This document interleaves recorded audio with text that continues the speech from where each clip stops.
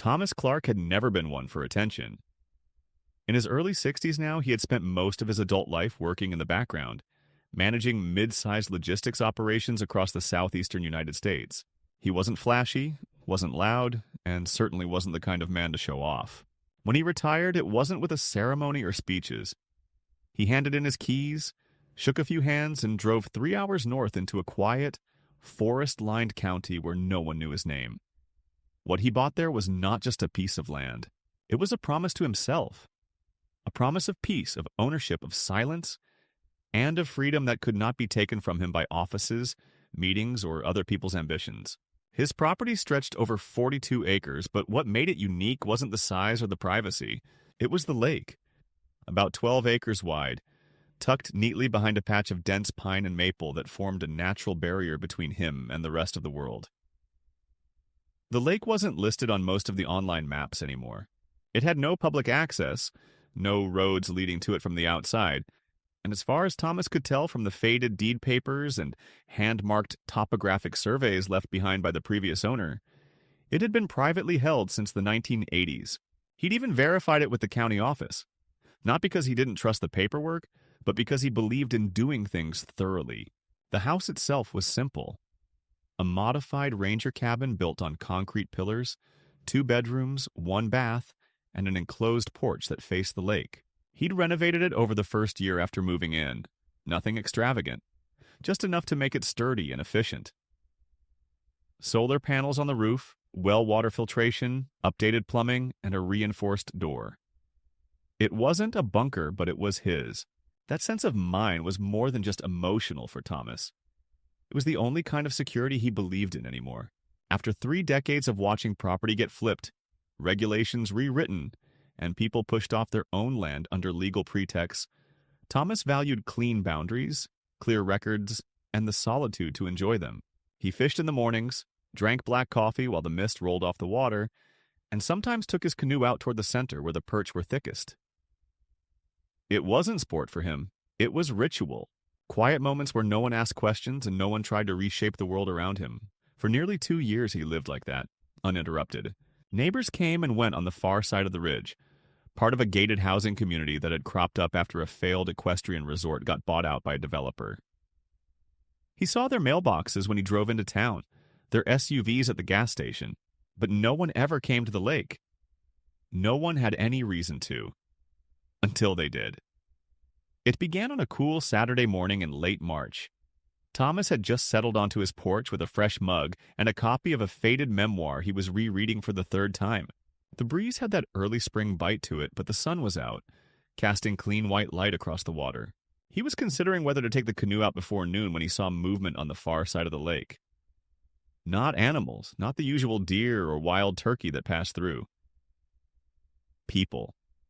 3 of them, maybe 4, in bright reflective vests. They moved along the tree line with what looked like a measuring wheel and a camera on a tripod. At first he thought maybe it was a county inspection crew, though he'd received no notice. Then he saw one of them pull a roll of wooden stakes from the back of a compact SUV and start hammering them into the soil near the bank. Thomas set down his coffee and stood. He didn't yell. That wasn't his way. Instead, he walked down the gravel path toward the lake's edge. Slowly, deliberately. When the group saw him, they hesitated. A tall woman in her 50s stepped forward, wearing a blue windbreaker with a laminated badge clipped to the zipper. She smiled, not warmly, more in the way someone does when they assume they are the ones holding authority. "Good morning," she called out. "We're just surveying for a community shoreline enhancement project. Should only take a few minutes." Thomas stopped walking and narrowed his eyes slightly. "What shoreline?" he asked. The woman's smile faltered. "This one, sir. It's going to be a part of our regional beautification grant. The association submitted the paperwork last fall. We're clearing some of the overgrowth, installing a couple benches, signage, maybe even a kayak ramp." He didn't raise his voice. He simply replied, "This is private land. This lake is privately owned." One of the younger men with the measuring wheel looked confused. The woman hesitated, then took a step closer, lowering her voice as if offering reassurance. "Sir, the map we have shows this as unclaimed land within the buffer zone of the lakeside community. You may want to check with the office. It's been designated as a shared use area for residents. Thomas pulled a worn leather wallet from his back pocket, removed a folded copy of his parcel map, and handed it to her without a word. She took it, glanced at it, and then looked at the number at the top corner. Her jaw tightened, but she masked it quickly with that same false smile. "All right, I suppose there may have been a clerical error. We'll hold off for now," she said carefully.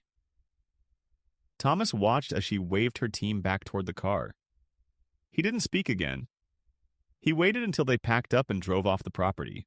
Then, quietly, he walked over to where they'd hammered a wooden stake into the soil, pulled it out, and tossed it into the brush. That evening, he reviewed the property records again. No changes, nothing had been reassigned, but something about the encounter unsettled him. Not because he believed they'd come by accident, but because of how confident they were in their version of events. It wasn't curiosity, it was a rollout, a presumption that no one would challenge them. The next morning, a laminated sign appeared at the turnoff to his driveway. Future site of Lakeside Public Lake Access, in partnership with the Lakeside Residents Association. It had a smiling sun, a blue silhouette of a canoe, and no indication that it was placed with any official permission. Thomas didn't even take it down right away. He stared at it for a long moment, then walked back to his cabin, opened the bottom drawer of his filing cabinet, and pulled out the folder labeled Ownership, Water Boundary. He knew where this was headed, and he wasn't about to let it slide. Fishing, in his world, was never just about catching fish. It was about the right to be left alone, about keeping what was his. And now, someone had decided to test whether he was still the kind of man who would stand up when someone tried to take it away. By Monday morning, Thomas had already removed the sign at the driveway and stored it in the shed without a word. He didn't need to broadcast his intentions or make noise. He'd learned a long time ago that when someone tries to quietly take what doesn't belong to them, the worst thing you can do is panic. He wasn't panicking, but he also wasn't ignoring it. His next step wasn't to call anyone, it was to prepare. He printed fresh copies of the full deed, the county-verified boundary maps, and the older aerial photos he'd requested back when he first bought the place. He arranged them in a slim binder and left it near the front door, not out of paranoia but readiness. If they came back, he'd be ready. 3 days passed without incident. The breeze shifted a little warmer, the frogs returned at night, and for a brief moment Thomas thought maybe the association had accepted their mistake and moved on. But then came Thursday afternoon. It started quietly. No cars, no new people on the property. Just a sound Thomas couldn't quite place at first. A rhythmic thudding like something soft striking dirt. He looked up from his workshop where he was sanding down an old canoe paddle, walked down toward the lake path, and saw them again. This time it wasn't surveyors, it was 2 uniformed landscapers, both in neon orange vests, laying out mulch and shrubs along the path near the water's edge. And beside them stood a woman in a floral shirt and oversized sunglasses, arms folded, clearly supervising. Thomas didn't recognize her, but she turned and smiled like they were old friends. "Oh, hi there," she called out as he approached. "You must be the gentleman with the cabin up the hill. I'm Carol." Her tone was bright, slightly artificial. "We're just getting a head start on the beautification project. Don't worry, we'll keep everything nice and clean. This section's going to have pollinator plants and a couple benches by the weekend." Thomas stopped about 10 feet away, hands in his pockets, eyes narrowing slightly. "You're on my land," he said evenly. Carol's smile remained fixed. "Well, the maps we received—" He held up a finger, cutting her off. Then, without a word, he walked back up to the cabin. A minute later, he returned with the binder, opened it, and handed her the first page. She took it hesitantly, looked down, and her expression shifted. "Oh," she said after a pause. "This must be an older version of the—" "It's certified by the county. Updated in January," Thomas replied. "I suggest you read it before you put another shovel in the dirt." Carol glanced back at the landscapers who had gone still, unsure whether to continue or retreat. "Gentlemen," she said quietly, "why don't you load back up? We'll revisit this once I speak with the board." The workers didn't hesitate.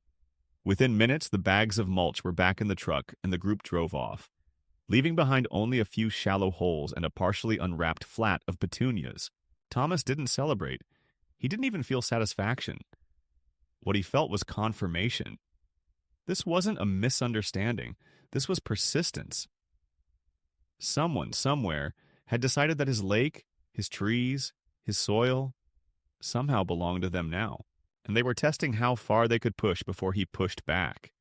The next morning, he walked down to the county building to drop off a formal request for clarification on any land use filings made in his area. The clerk behind the glass window, a woman with graying hair and sharp eyes, recognized his parcel number immediately. "You're not the first one asking about that lake," she said as she typed. "We've had a few public access inquiries tied to the new housing community.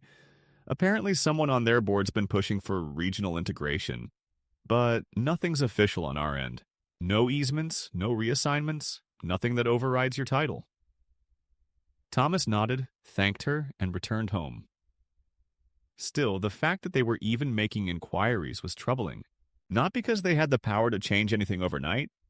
He knew the law, but because it meant they were building a narrative, a justification. And in his experience, people didn't start justifying something unless they planned to take it. He didn't have to wait long for the next move. That Sunday morning, he was standing knee-deep in the water, working a fly line across the surface when he heard it. Tires crunching on gravel. He looked over his shoulder and saw a white county patrol vehicle pulling up slowly along the access road. It stopped just past the main bend. 2 officers stepped out, 1 male, 1 female, both mid-30s, both polite but cautious. The man approached first. "Sir," he called out. "Can we speak with you a moment?" Thomas reeled in, secured the fly, and made his way up to the bank. "Everything all right?" he asked, keeping his tone neutral. The officer nodded. "We got a call this morning about a potential trespass situation. Someone reported a man fishing on protected land. Said there were safety concerns." Thomas blinked once. "You're standing on my land. This is a private lake. I own it outright." The officer looked slightly uncomfortable but professional. "Do you have proof of that with you?" Thomas pointed up toward the cabin. "Documents are inside. You're welcome to follow me." They did.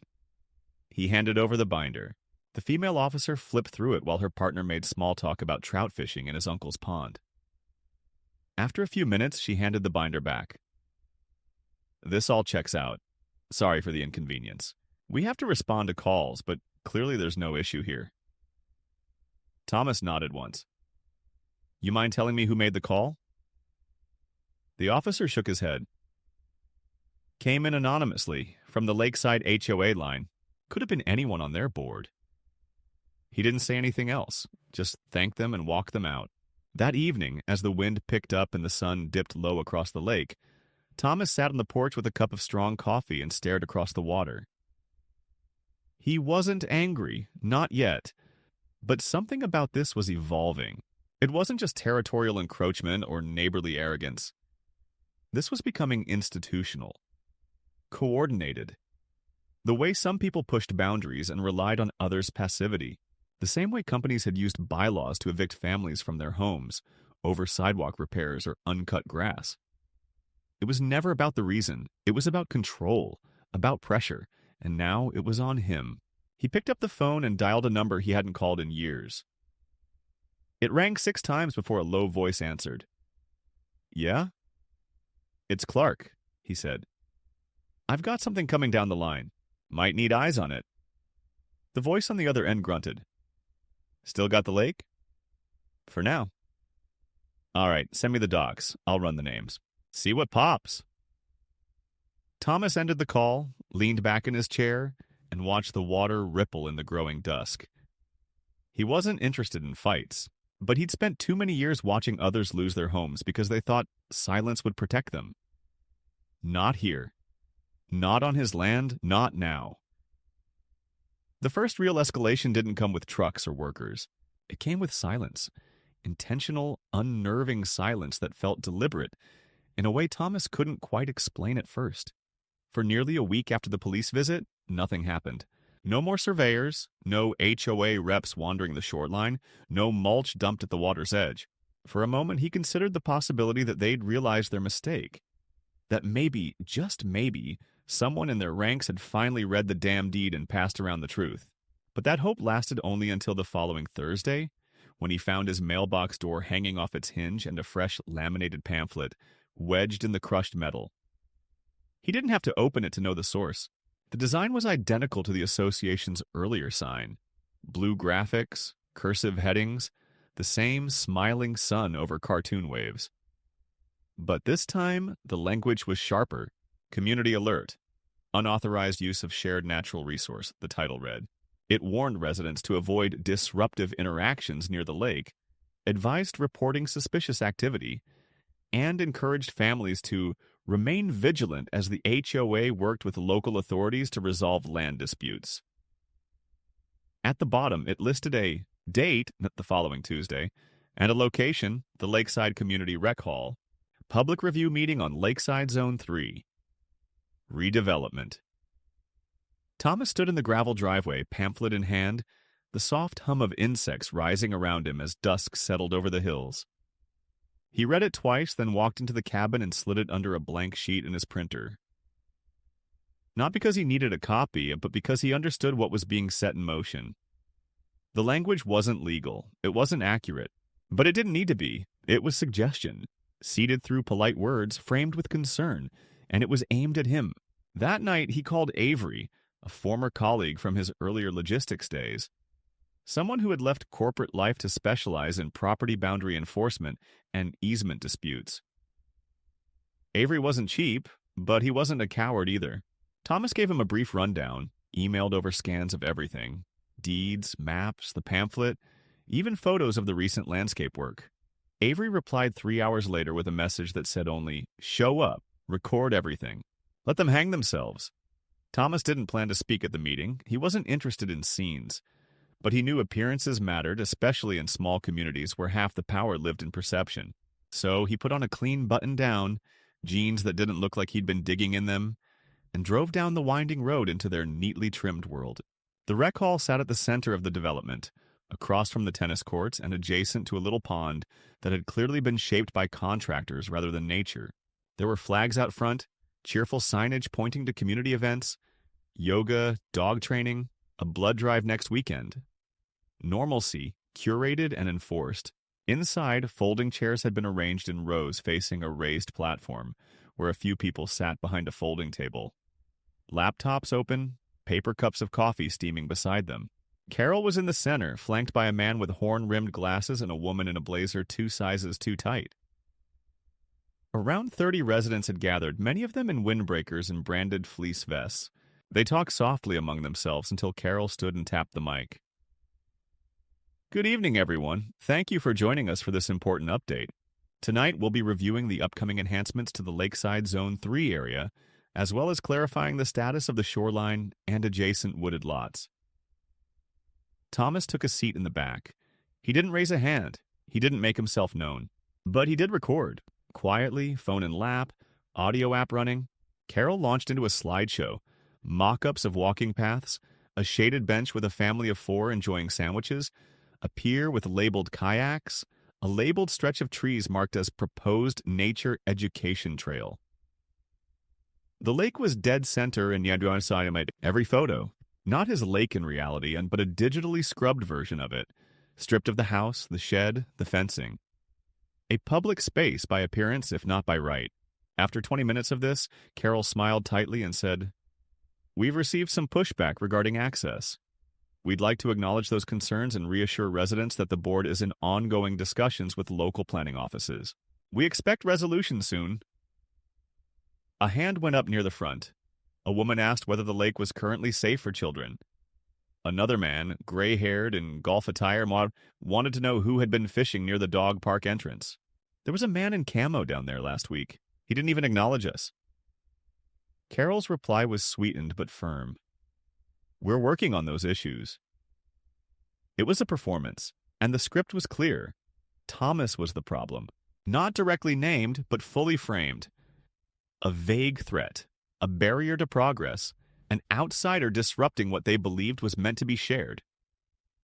After the meeting, Thomas didn't approach the board. He simply left.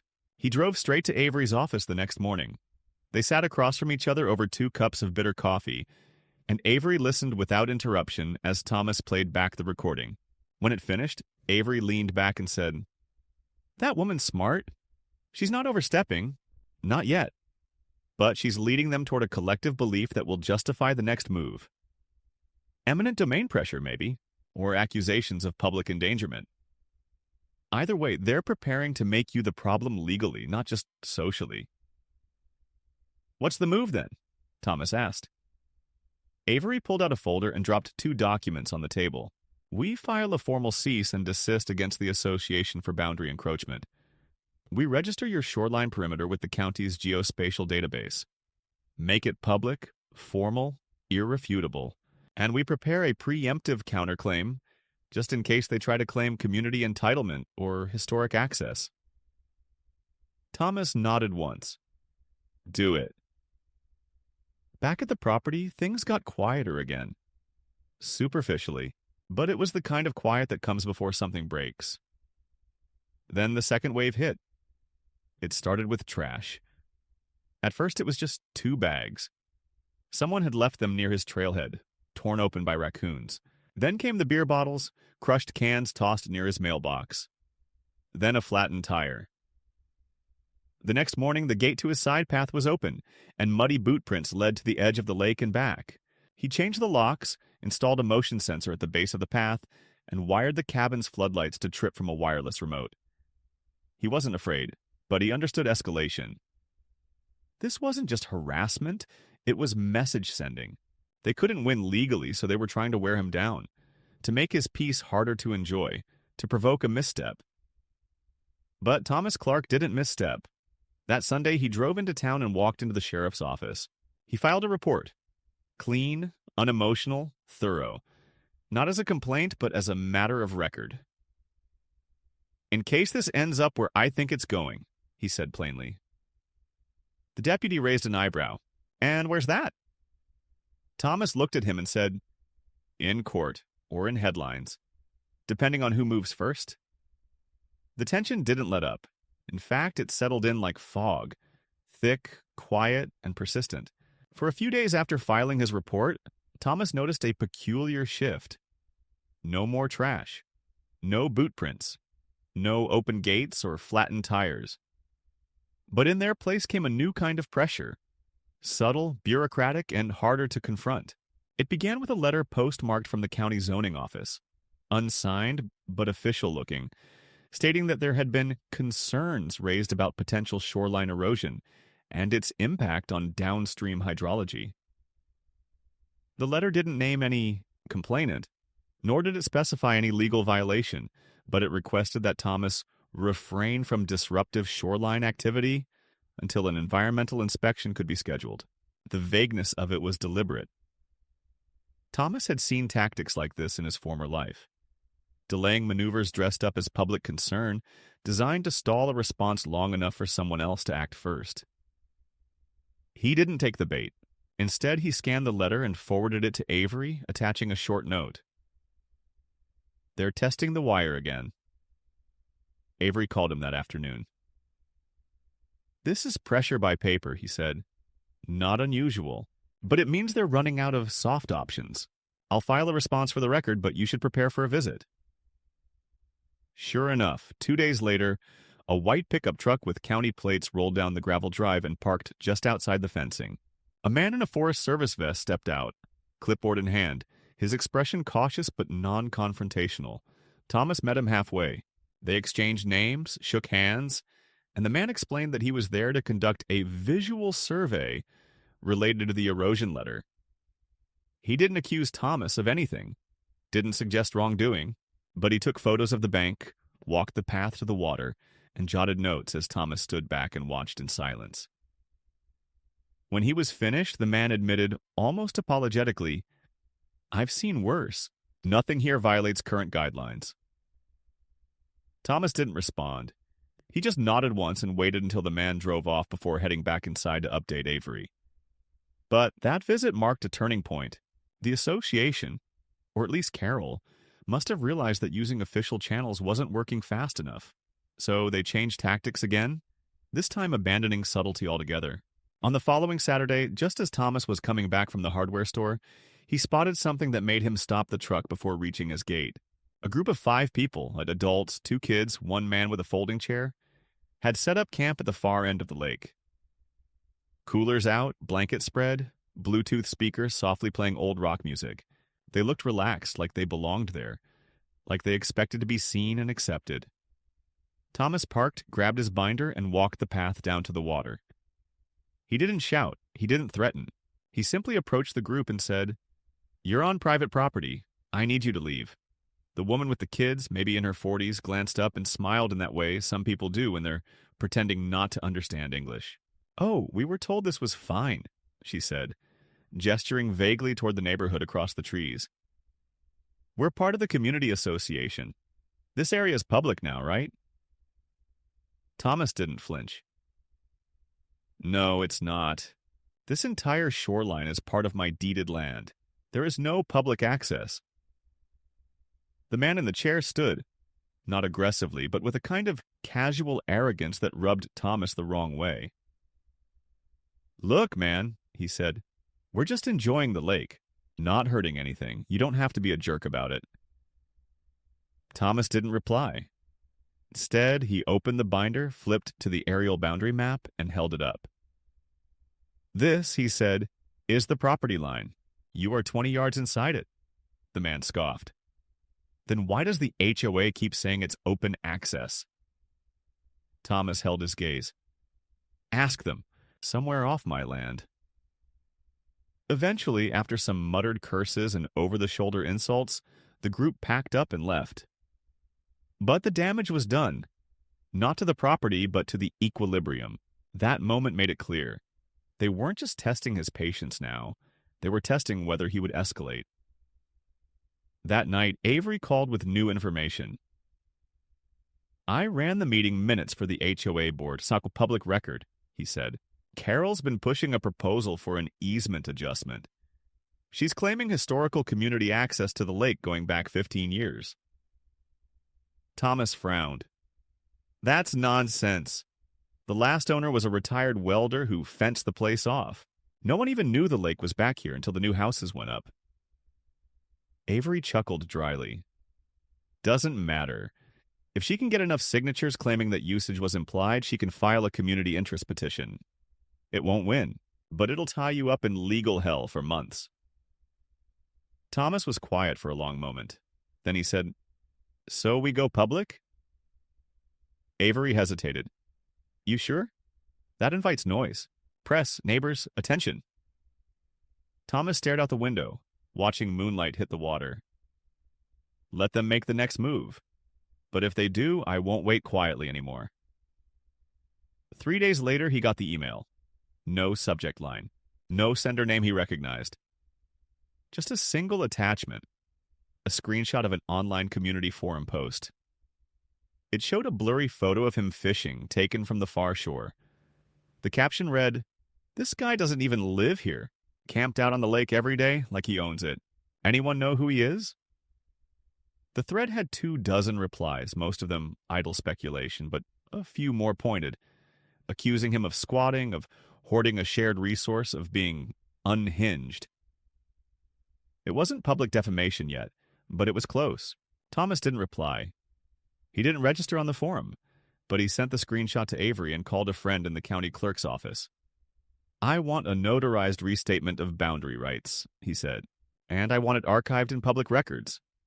The next morning, he walked the entire lake perimeter and posted clear, weatherproof signage. "Private property. Entry by permission only. Violators will be prosecuted."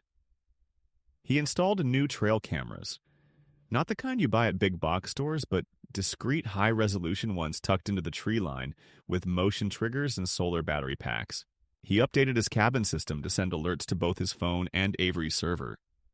It wasn't paranoia, it was preparation. He wasn't reacting out of fear. He was building a record because he knew exactly where this was going.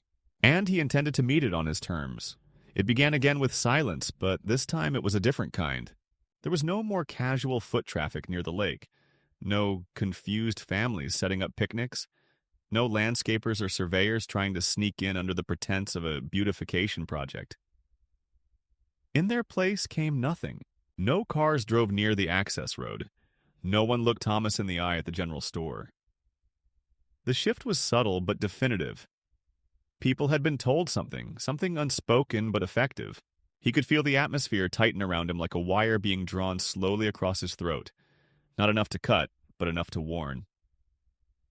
Then came the letters. Not one, but 3, spaced over 5 days. Each arrived in a different envelope, each postmarked from a different return address within the development, and all unsigned.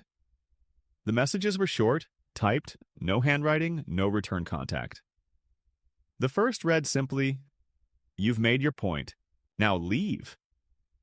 The second, "This place is bigger than you." And the third, "You won't win, but you will lose everything trying." Thomas didn't show them to the sheriff. He didn't need to. They were intended to shake him, not accuse him. And he'd been around long enough to recognize empty threats dressed in legal lingo. But what caught his attention was the way they escalated. Not in tone, but in coordination. Whoever was behind this wasn't acting alone. There was a pattern now, a rhythm, a committee. And that meant they were preparing to move. The next strike came in the form of a sudden tax reassessment. Thomas received a notice from the county assessor's office declaring that his property value had been reevaluated due to community development proximity. The assessed value had nearly doubled overnight. That translated into a 60% jump in property taxes, an increase substantial enough to demand immediate payment of the differential within 30 days.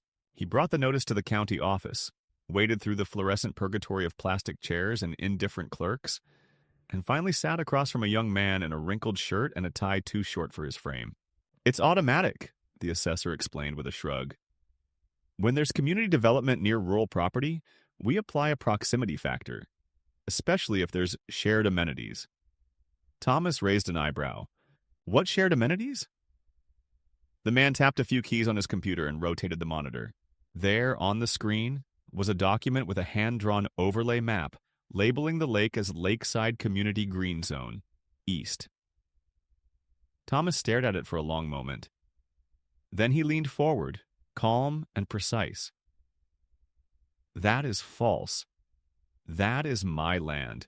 That lake is deeded to me, has never been shared, and has never been zoned public. You're applying tax calculations based on misinformation." The assessor looked uncomfortable. "Sir, I just apply what's in the system. If you want to challenge the assessment, there's an appeal form you can fill out. Hearings are booked out 3 months." Thomas said nothing, took the form, and left. Back at the cabin, he called Avery and explained the situation. "They're laying financial pressure now," he said, "trying to bleed me dry or slow me down. They know legal battles take time, so they're hitting me from another flank." Avery's voice on the other end was flat but focused. "Then we hit back. I'll file an injunction request and demand a freeze on the reassessment until a formal review. We'll also file a Freedom of Information Act request on how that overlay map got into the system. Someone put it there, and I doubt it was a clerk." Thomas didn't respond right away. He was staring out the window, watching a lone hawk circle over the trees. "They're setting up a trap," he finally said. "They want me to snap, yell at someone, push back too hard, make a mistake they can frame as aggression." Avery didn't argue. "So don't. Keep doing what you're doing. Let them push. Just document every inch of it." But Thomas was growing tired of playing defense, and that's when he made his first offensive move. Not in court, but on the ground. He went out early one morning with a heavy-duty post digger and installed new steel fence anchors along the southern curve of the lake. Then he rolled out 100 feet of reinforced livestock fencing and welded it himself. He didn't block access to any public path because there were no public paths, but he made it visually unmistakable that this land was spoken for. Within 2 days, someone cut the fencing at 3 points. Clean, deliberate cuts, angled and strategic, like someone who knew exactly how to bypass it quickly. Thomas patched it, installed ground-level sensors, and mounted low-profile trail cameras with infrared range. The footage that came back showed two individuals, hooded, moving in practiced silence. They didn't look like teenagers. They moved like people who had done this before. He didn't send the footage to the sheriff's office. He sent it to Avery and to the insurance firm that held the rider on his land for legal intrusion. It was time to start building claims. The next pressure point came from inside the system again. This time, a certified letter from the Office of Environmental Regulation stating that a formal complaint had been filed regarding unauthorized modification of wetlands or protected natural area. The reference was to the fencing. The accusation claimed it may interfere with local wildlife migratory behavior and constitutes a potential violation of Section 1277C regarding conservation zones adjacent to planned communities. The language was cleverly vague, no direct accusation. Just enough to stall his use of the land pending review. Thomas read it 3 times before carefully filing it next to the previous documents. Then he drove into town and made 2 stops, one at the county clerk to reaffirm the zoning classification on his land, still non-restricted, still fully private, and the second at the office of a former state biologist who now worked independently as a consultant. Within 48 hours, the biologist walked the property with him and provided a signed declaration. No wetlands present, no migratory path interference, no protected flora affected. Thomas scanned it, sent it to Avery, and said, "I want this published." He wasn't bluffing. Avery arranged to have it entered into the public county database, appended to the parcel's official records. Anyone trying to challenge the status would now see the expert counterclaim attached. It wouldn't stop them, but it made the playing field visible. And just as that smoke started to clear, the final blow came. Thomas was out at the lake's edge dragging a canoe from the shed when he heard the sound of gravel under tires. He turned slowly and saw 2 vehicles, one marked, one not, pulling up the access path. From the marked one stepped a uniformed deputy, neutral in posture but alert. From the second stepped Carol. She wore black sunglasses and carried a clipboard. She didn't look at Thomas. She spoke directly to the deputy, loud enough to be heard. "That's him. He's the one that's been harassing our members. There was an incident with children near the lake last week. He shouted, 'Got aggressive.' We believe he's living on unlicensed property and may have weapons on site." The deputy looked at Thomas, then at the canoe. Then he turned to Carol. "Ma'am, do you have a statement from the parents involved?" She hesitated. They prefer to remain anonymous. The deputy raised an eyebrow, walked over to Thomas, and said, "Sir, I need to ask if you're in possession of any firearms at this time." Thomas didn't blink. "I have a shotgun, locked, unloaded, in a case inside. Registered?" The deputy nodded slowly. "May I take a look at your ID?" Thomas walked into the cabin, retrieved it, and handed it over. The deputy examined it, cross-checked with the county record via radio, then handed it back. "Thank you. You're within your rights." Then he turned back to Carol and said, "Unless you have a signed complaint or witness statement, there's nothing here I can act on." Carol didn't argue. She just clicked her pen, made a note, and walked back to her car. The deputy lingered a moment longer. "You're building a paper trail," he said quietly. "Keep doing it. They're trying to provoke you into overstepping. Don't give them the satisfaction." And Thomas, watching the dust trail disappear behind her SUV, understood something clearly in that moment. Not only were they willing to manipulate public sympathy and bend civic tools to their advantage, they were ready to paint him as unstable, a threat. A man not just in the way, but dangerous to their vision of what the land should be. But what they didn't realize, what they still hadn't learned, was that Thomas Clark had already made peace with isolation. He didn't need anyone's approval. He didn't need their paths, their parks, their community boards. What he needed was clarity, and now he had it. They weren't just trying to take the lake, they were trying to erase him from it, and he wasn't going anywhere. The call came on a gray Thursday morning, just as Thomas was repairing the gutter lining above his porch. It was Avery. They filed, he said without preamble. Petition for community use designation. They're citing a combination of historical access claims and environmental benefit. It's weak. Laughable, really? But they've attached a motion for temporary public access until adjudication is complete. Thomas lowered his tools slowly, his hands calm despite the words. So they're trying to force entry while the court drags its feet, he said, not surprised. Avery confirmed. They're betting on timing. They know legal processing takes months. And if they can establish de facto community access in that time, it makes the reversal harder later. This is where they get messy, Thomas. Be ready. And he was. That Saturday, they came. Dozens of them. It wasn't a riot, wasn't even loud. It was organized. Families, lawn chairs, strollers, fishing rods, even a barbecue smoker towed in by a white pickup. They came through the tree line like they belonged there, following flagged markers someone had clearly installed in advance. Homemade signs read, Community Day on the Lake, and Our Nature, Our Right. Carol wasn't at the front, but Thomas saw her later, farther back, talking with a man who carried a clipboard and wore a local news station polo. It was a campaign, not a protest. A show of presence meant to trigger sympathy, media pressure, and the illusion of legitimacy. Thomas didn't speak. He didn't approach. He didn't yell or demand they leave. Instead, he walked back into the cabin, opened his desk drawer, pulled out a flash drive, and plugged it into his laptop. The footage loaded quickly. Trail camera feeds, drone shots he'd commissioned the week before, and time-stamped images of cut fences, trespassers, and the exact signs now planted illegally in his soil. He bundled it into an email, attached the legal deed with geo-coordinates, and sent it to 3 addresses: Avery's firm, the county sheriff's office, and the state land commissioner's legal liaison. Then he called a name he hadn't used in years: Clayton Rains, a former federal marshal turned investigator who owed him more than a few favors. I need your team out here, Thomas said plainly. Not to break it up, to witness it.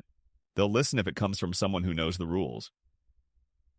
An hour later, a dark SUV pulled up his access road, unmarked but unmistakable in presence. Clayton stepped out, his expression unreadable, and surveyed the crowd gathering near the lake. Looks like a damn farmer's market, he muttered. Thomas handed him a printed copy of the deed and pointed. They're 80 feet over the line. I want them off peacefully, but I want it documented. Clayton nodded once. Let me handle it. What followed wasn't dramatic, but it was definitive. Clayton approached the group calmly, flashing a badge not of law enforcement, but of a federal property mediator, authorized to intervene in boundary disputes involving state misclassification. His authority was limited, but visible. He spoke into a handheld recorder, described what he saw, and one by one began informing individuals they were on private property under active dispute. He didn't raise his voice. He didn't threaten. He simply made it known that every minute they remained, they were placing themselves into a record they might not want to be a part of. People began to leave, not en masse, but in waves. First the families, then the quieter couples, then finally the core group of organizers, whose expressions hardened as they realized the narrative was slipping. Carol was among the last. She didn't speak to Thomas, just glanced his way with the kind of cold composure that suggested she already had the next move planned. Thomas didn't react, but inside, he knew. This was the turning point. They had played their public hand, and it had failed. The following Monday, Avery filed a formal civil claim, not just for trespassing, but for targeted harassment, misrepresentation of land use status, and attempted appropriation of private property under false pretense. He included the footage, the drone evidence, Clayton's affidavit, and Thomas's notarized boundaries. He also filed for damages, not because Thomas needed the money, but because it forced the court to treat the case with urgency. By Friday, a temporary injunction was issued. No person associated with the Lakeside Community Board was permitted within 100 feet of Thomas's property without written authorization. Violators would face contempt of court. It wasn't a final victory, but it was the first legal blow that couldn't be waved away. And it came just in time. because the media story had begun to twist. One local blog ran a headline: "Veteran landowner pushes back against HOA overreach."